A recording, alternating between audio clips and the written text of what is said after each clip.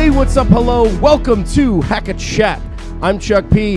This is our Southwest Division preview. With me, as always, is the Republican candidate, Donald Trump. Dan, what are we going to do today? We are here to talk some hoops and tell you what happened to Harold Miner. Behind the MacBook, we have the anchor of our AV, Gyro. It's nice to be here. We're glad you showed up. Here we are with our next division preview, Southwest Division. We're going to be talking many different things about these five teams, specifically a player to watch, player we're keeping our eye on, good or bad. We're going to look at some fun lineups that we're going to come up with for each of these teams. And we're also going to do our M. Night Shyamalan twist. M. Night Shyamalan movies, they always have some weird twist. Sometimes it's really good. Sometimes it's not good at all. We're going to discuss what those twists are for each one of these teams. We're going to tell you what that twist is so you know what's coming, so you expect what's going to happen at the end of this season. We're spoiling everything, so make sure you're aware of that. We always do a theme for every single one of our previews, but first, I got to tell you about our 5-minute buzzer. We got to keep these quick. We got to keep these rolling, so if we're going too far, we're going to hear this, which means we got to move on, but we'll get through them. We got our theme. Dan, are you ready for this one? I think I'm ready. I think I'm ready. Southwest Division.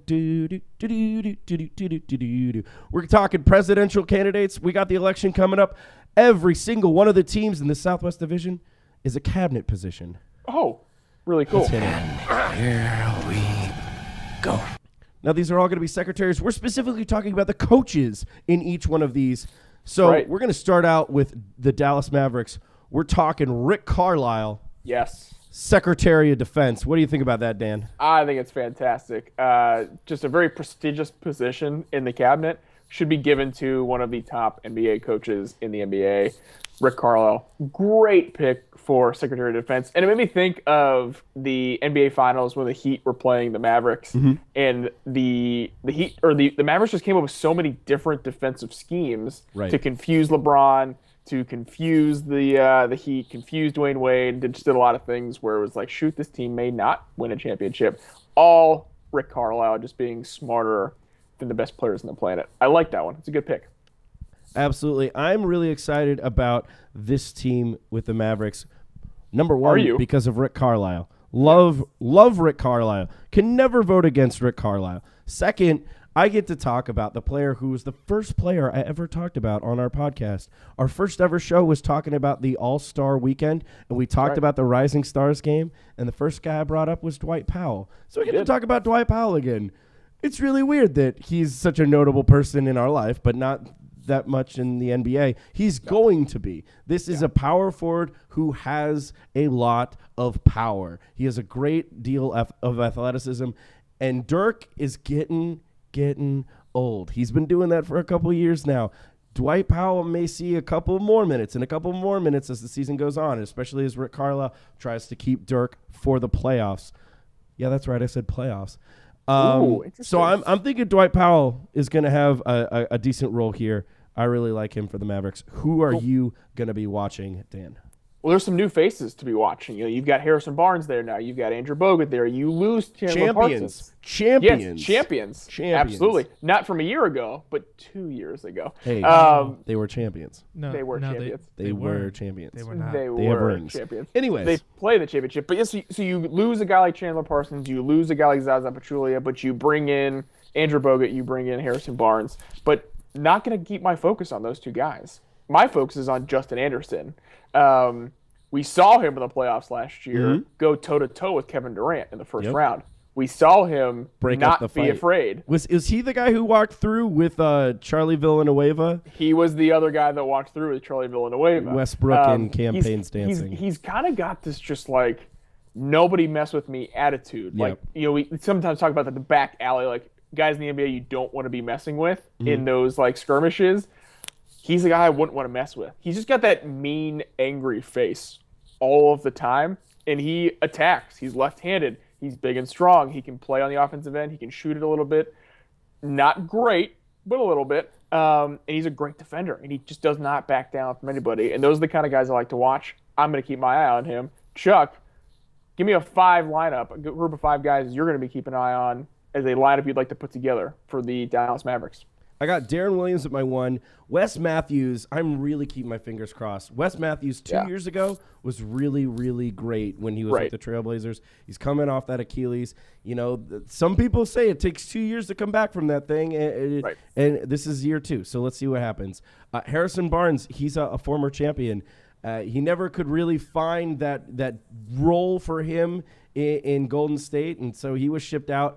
I think he has great athletic ability. We'll see what he does.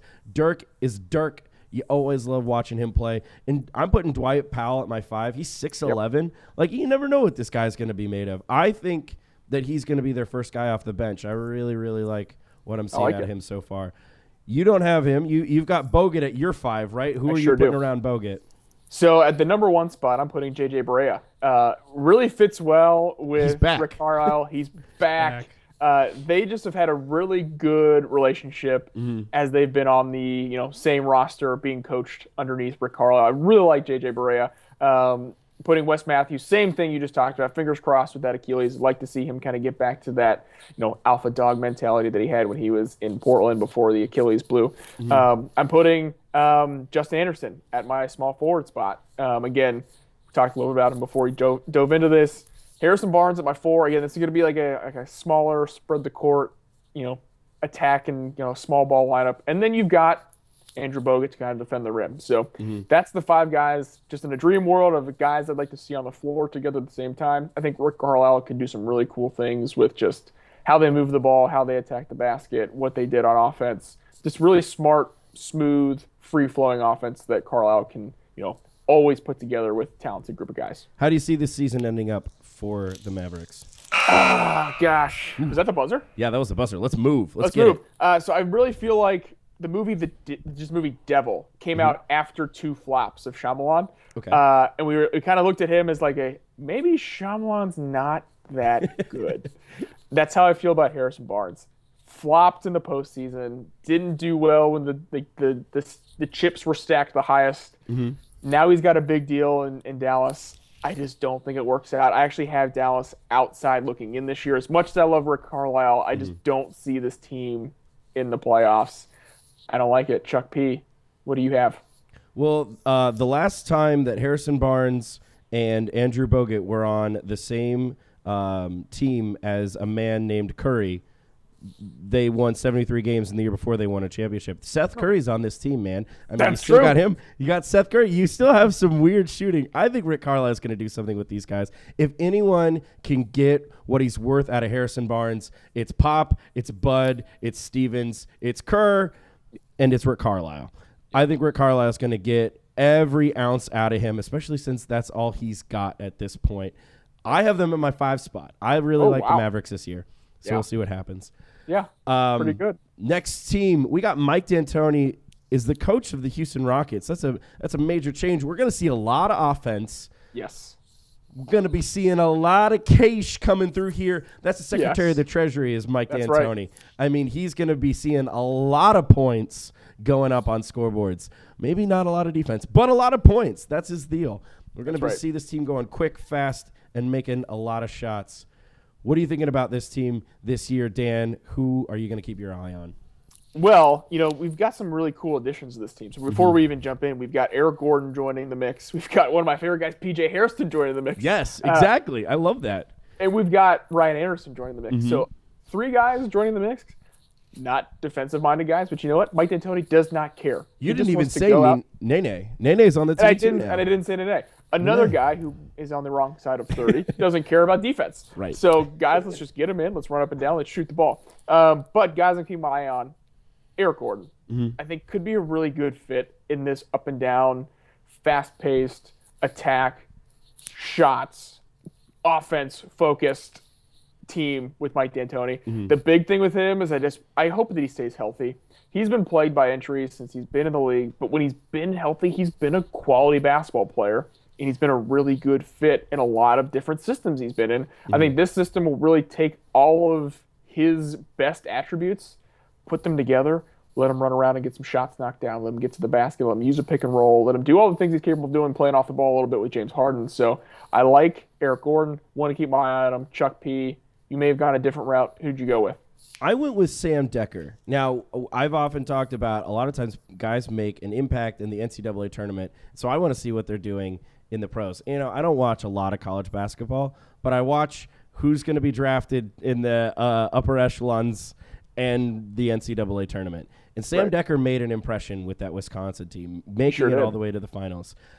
If he can get a shot going, he's going to add a good shot to the greatest NBA Twitter handle there is. He's the best follow. Follow Sam Decker on Twitter. If you don't even like the NBA, follow him on Twitter. He's the best. It's amazing. Also, special shout out to Inokwu. He shoots his free throws underhanded. Yep. Yeah, they've got an underhanded free throw style. shooter playing center for the Rockets. You got to keep your eyes on him. But Sam Decker, I'm putting Beverly at the 1, and then I'm putting shooting. Just shooting. I just want all of the shots. I put James Harden. I put Sam Decker. I put Dover's guy, Trevor Ariza. Nice. And Ryan Anderson. Who needs defense when you can shoot every three-pointer ever made? This team is going to shoot probably 14,000 threes this year. And that might be an underestimation. Like, they're going to shoot so much. Yeah. They're going to shoot a lot. So many threes. It's going to be amazing. I love that lineup. It's completely impractical, but still. Who are you putting on the floor, Dan? So I went a similar route, but a different route. So what does D'Antoni do the best? He has point guards who are just knifing through defenses, attacking, shooting, getting guys involved. I think Harden's going to play that point guard role a lot. Why take the ball out of his hand? They're going to put the ball in his hands, and I feel like Capella is going to fit into that kind of Amari role. Screen, attack, screen, roll, screen, get to the basket, catch lobs. You know, he's going to kind of fill that kind of high ball screen, attack the rim. So I have Harden at the 1. I have Eric Gordon at the 2. And Trevor Ariza at the 3. Guys that can spread the floor a little bit. Again, Ryan Anderson at the 4. Another guy who can spread it. And then you have Clint Capella who can defend the rim at the other end, kind of make up for Ryan Anderson's shortcomings. Massive shortcomings at the defensive end. But can also roll and attack the rim. So I don't know why I went the way that I went and left this team out of the playoffs. The more I look at it, the more I think I messed up. But I have them outside looking in. You also have the Jazz at 3. So but I also have the about Jazz at 3. So I'm not necessarily the smartest guy in the room. I looked back at this and thought, shoot, Dan, what were you thinking? Why didn't you have them in the playoffs? I think the reason have them the why outside looking in. But I like this lineup. I like the team they put together. I think it's going to be quality.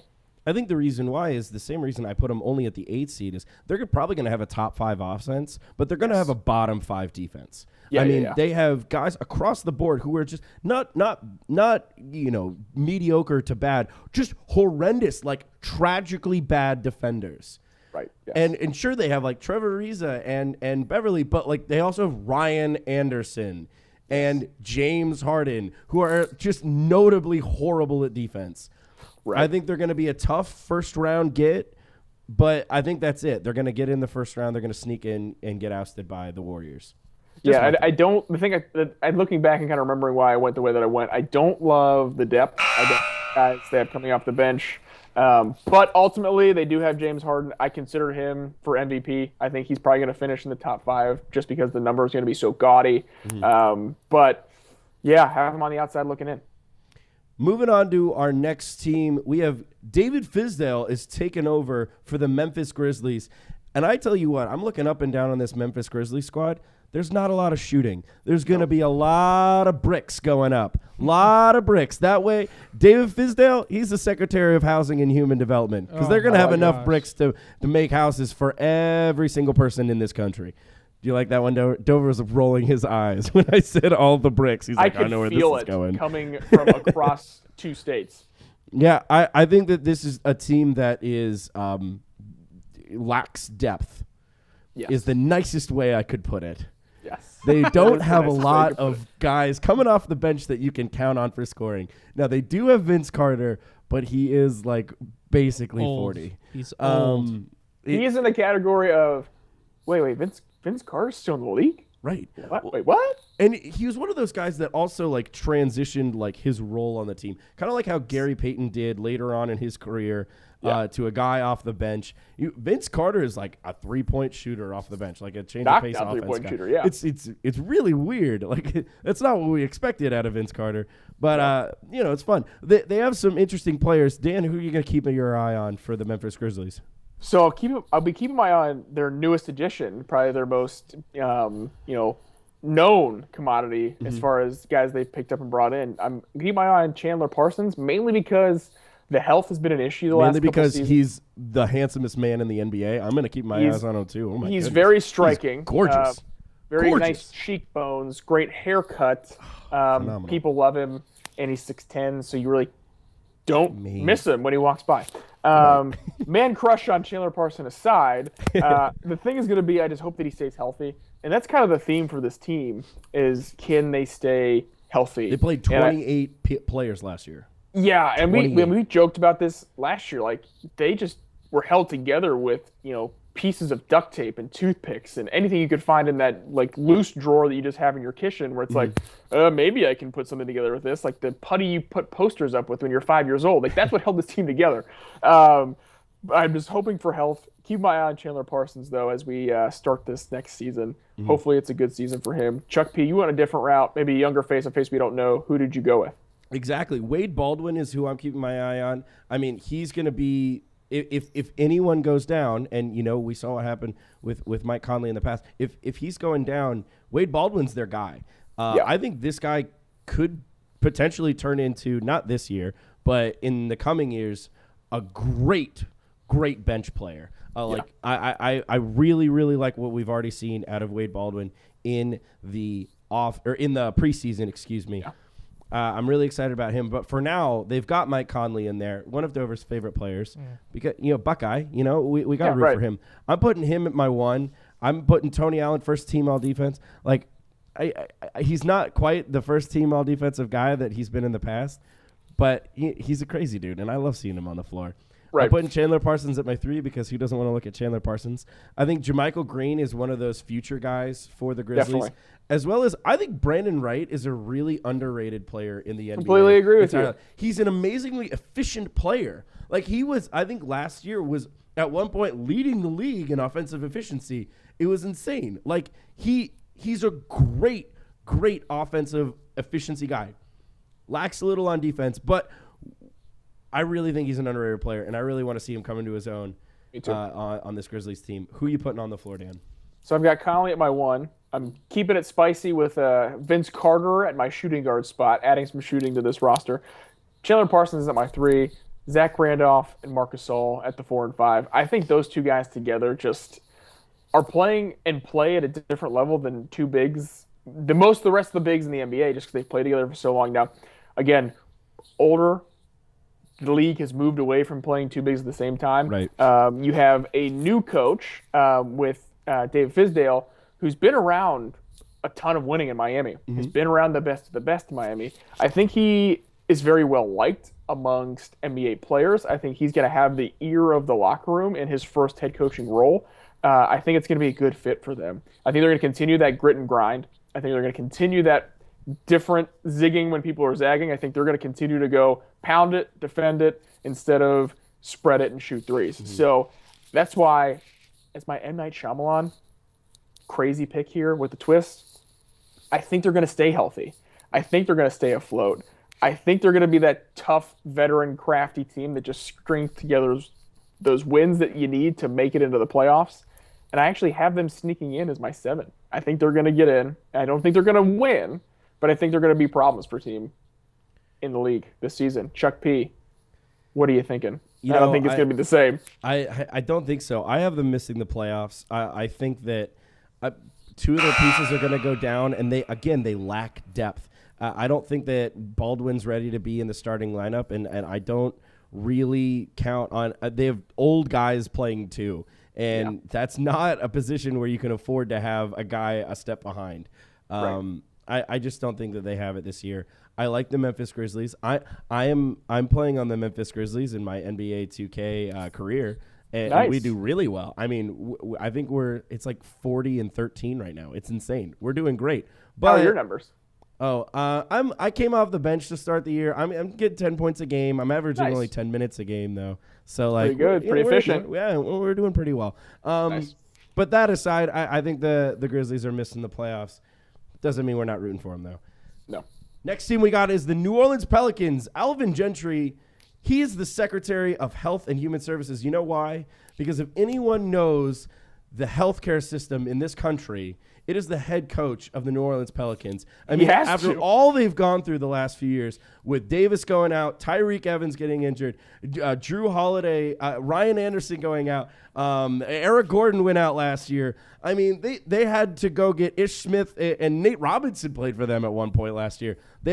Speaking of injuries off the Grizzlies, injuries aplenty for the Pelicans. Alvin Gentry has a very good idea of what's going on with the healthcare system. So that's why I put him in that position. Well, not even that, but he's got a starting point guard missing time this season because his wife is unhealthy, which is kind of like, let's step back and take a step away from the NBA and say, not something I would say the majority of guys in the league would do. Right. I applaud him for it. It's kind of cool. Oh, it's great for him. Super different. I think it's really cool that the Pelicans have said, hey, we're going to partner with you. Make sure your home is taken care of before you come back and see us. So kind of a cool thing that's happening going with the Pelicans. through successful procedures, which is great news. Yes. I mean, just, real talk, it's amazing that she's going through well and just all of the thoughts go into her and her recovery and their whole family. But that's going to be a really weird situation to deal with coming into the year, and it's something very unique that everyone's going to be keeping their eyes on. Speaking of keeping their eyes on a player, I didn't fill in this. Sure didn't. Here. You left that one out. Left it blank. Well, I got news. I'm keeping an eye on my Rookie of the Year. That's Buddy Hield. Absolutely. I mean, he's got all the chances in the world. He's got all the Sam Cassells and all the little buddies in the world. He's gonna tear it down, man. I love Buddy. I love Buddy, and the NBA is gonna love Buddy too. Who are you keeping your eye on, Dan? So I'm keeping my eye on another rookie from the same draft classes, Sheik Diallo. I don't know if you listeners that kind of went through have been with us for a long time. We did the NBA draft before the actual NBA draft. Kind of did our picks and selections. Almost 15 through 30, I was like, hey, why isn't anybody taking Sheik Diallo? Why isn't anybody taking, like, the entire time I was like, somebody take Sheik Diallo, because I did not have the draft pick there. I liked the way he played in the Summer League. High energy guy, long athlete, playing alongside Anthony Davis is going to be very good for him. I don't think he's going to make large waves in the NBA, but I think having guys be injured and getting the minutes, I think it's going to be good for his long-term career. So I'm going to just keep my eye on how he develops, keep my eye on what he's doing, keep my eye on his energy and his level of play. The big thing is he brings the energy. We've talked about this with Thon Maker. He plays really hard. That's something they can't coach. So if they can coach the other stuff into it, I'm going to keep my eye on if he keeps that same energy. So who are the 5 guys that you're going to put on the floor, man? So a new addition, Etuan Moore. I'm putting him at the 1. We don't have a real point guard right now because we've got a lot of different things, different circumstances. So I'm just going to put Etuan Moore there. He's played that spot a little in Chicago, played it in college at Purdue. So and he just got paid, get him a little money. Let's get him in here and have him play the point guard spot. Your guy, Buddy, have him at the 2. He's going to have plenty of opportunities to shoot the ball. Let's give him some shots here early. Solomon Hill, another new addition, going to have him there at the small forward spot. Terrence Jones at the 4 and Anthony Davis at the 5. Hopefully he stays healthy. Again, not super excited about this lineup, not super excited about this team, but if we just had to roll something together and get it out there, that's who I'd go with. Chuck P., who's the 5 you're putting on the floor? I put Davis out on my 5 as well. Terrence Jones, we saw flashes of him in Houston playing well. Kentucky guy, really like him. I put Buddy Hield at my 1 because why ever take the ball out of Buddy Hield's hands? Why not? Look, I realize he's not a point guard, but screw it. He's going to be a point guard. We're going to make Buddy do everything. Tyreek Evans, this is your opportunity to finally be, hey, I'm a decent player in the NBA. This is your chance. If you can't do it here, you're never going to do it. This guy was Rookie of the Year in, 2009, and he's never been at that level that he was then. No. if this is it, make or break for Tyreek Evans. And speaking of make or break, I'm putting Lance Stevenson in my 3. Why? Because I want to see if he'll do something with his final chance. And B, I want to see him be a crazy person. Because with this team, there's nothing else left. There's nothing else left. Dan, you're really not looking great for this team. What are you thinking is going to happen with the Pelicans this year? So our M. Night Shyamalan prediction, I actually went ahead and went an M. Night Shyamalan reference. The Last Airbender was just horrendous. Yep. And this team is just horrendous. It's not good. They're going to be the punching bag in the West. They're going to be one of the teams that just gets loaded up on a night in, night out basis. I feel really bad for Anthony Davis that he's going to have to play with this, and I hope that they can kind of retool going into next season. But this is not the year. This is the Last Airbender. This is really, really bad. What is your prediction? I'm thinking there's going to be too much inconsistency, not just with play on the court, but literally who is going to be on the court. And I think that if I had to take a guess of who would be the first head coach out of a job, I think it might be Alvin Gentry, unfortunately. Not that I thought Alvin Gentry's done a bad job, but he hasn't had the opportunity to create lineups at all. And everyone looks for a scapegoat. So unfortunately, he may be out of a job. Another guy who I've talked about maybe leaving his position, we'll get to that M. Night Shyamalan later on. Greg Popovich is the head coach of the San Antonio Spurs. Oh, thank you. Let's talk about a real team. Can we talk about a real team? Yes, here we go. Here's the Secretary of State, man. You got to be able to be up on all of your foreign policies because they got a lot of foreign players. I mean, they got guys from Argentina and Spain and France. Okay, they're all that's like one area. But I mean, they've got people from all over the place constantly. That's just what they do. And so we had to put him at Secretary of State, as well as, I mean, that's the highest cabinet position available. I mean, it's Greg Popovich. We love that guy. We got to put him up as far as we can. Exactly. We already have the president, Brad Stevens, so we had to have, his cabinet put together for him. We don't have a vice president yet. Yeah, we need a vice president. Ooh, Doc Rivers might be part of that. Interesting. Just because I think Doc Rivers is as vice president is one of those things where you just can't mess things up. Vice president doesn't. He doesn't do anything. Much. He needs a break. He's like a GM and we'll talk about Doc Rivers later. Who are we keeping an eye on for the San Antonio Spurs, Dan? So a guy I really enjoy is Kyle Anderson. Yes. And if you watch him and you're like just watching basketball for like the first time, you're like, I don't get it with this guy. It doesn't make any sense. But he does so many things well. He's a 6'9", small forward, shooting guard, point guard, but can kind of play power forward, but can kind of play center if he needs to. He's He's a Swiss Army knife of a guy who's, and the Spurs love those kind of guys. I think Boris Diaw became incredibly expendable for them because Kyle Anderson's going to be able to just step right into that role of being able to bounce around and play different positions, distribute the ball to different guys, knock down shots when he has to, and defend multiple positions on the other end. I think Kyle Anderson's the guy who I'm keeping my eye on. I'm really excited about him.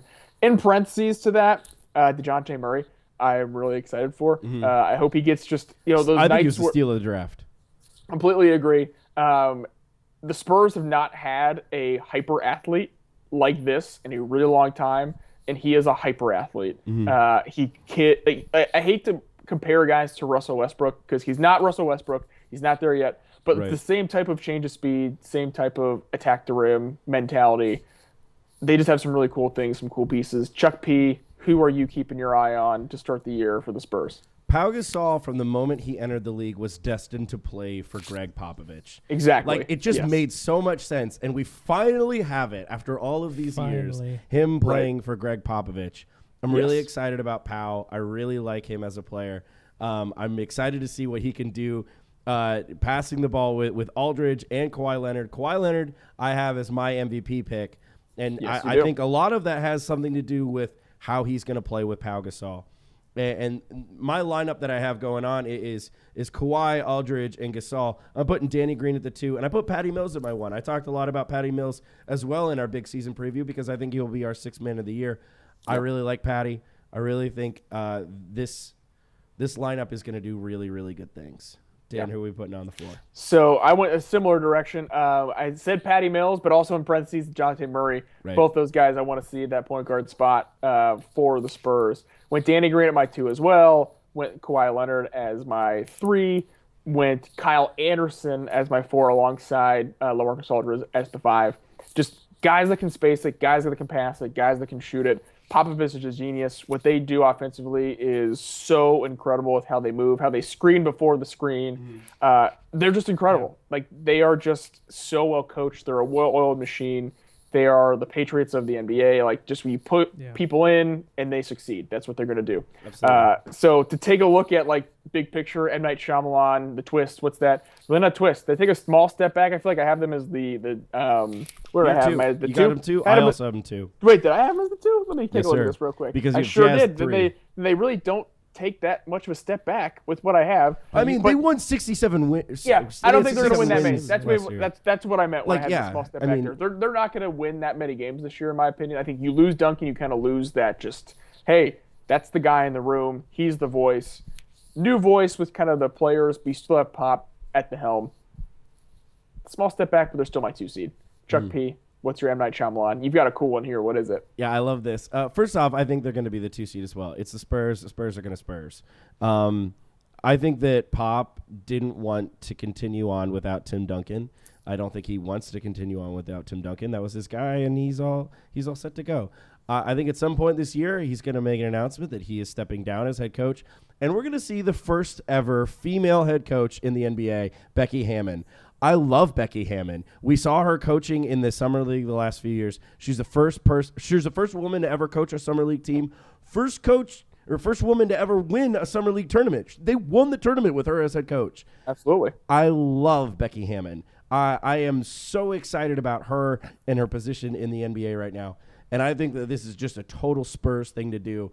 It's a person who has been in their system for a few years now, bring them up in the ranks, and then just totally shake the NBA up, putting Becky Hammon in that spot.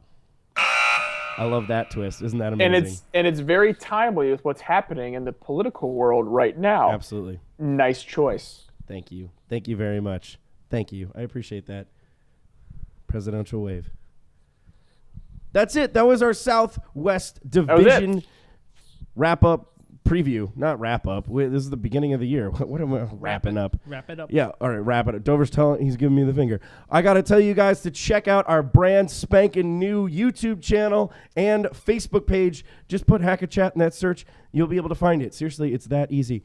Make sure you subscribe, rate, and review to all of our stuff on iTunes, SoundCloud, the Google Play Store, all of that stuff. Make sure you're sharing it with friends. You're getting that out there. Check out thegamehouse.com, Haus, The Game House. Please go check out their stuff. You can see all the rest of our divisional previews. They're going to be up there, as well as all of their great content they already have going. We missed the meeting tonight. That's it. Their meeting is finally over. I bet probably. I think days. they're wrapping things up right now. I think that's what Dover said. Wrap it up. Because I've been listening in on the meeting. That's a good call. Well, apparently they had some big news. We didn't marathon even hear it. meeting. Whatever. They'll be fine. So make sure you go and check out thegamehouse.com. They've got a brand new look to them. They're doing great. They've got some great content. That's it for us. We're so excited to have all of these previews coming out to you. We still have a few left. Make sure you keep your eyes out. And what? You look disappointed. Well, I think, we've talked about, cabinet positions. I think Harold Miner would really do well in politics. Why? He's well-spoken. No, he had a very rapid meteoric rise in the NBA and kind of fell off a little bit. Yeah. You know who loves a comeback? The political system. Harold Miner. Definitely not. Bring him back. Kim so Kardashian. Can we talk about him, please? No. We did this one quickly. We got a little time here. It's like Dover, late, we have the time, right? Dover, say no. Dover, say no. We don't have the time. Thank you, Dover. Next one? All right. Maybe on the next one. Maybe on the next one. Maybe on the next one. Yeah, well, until then, travel safe. Be good to one another. Ball out.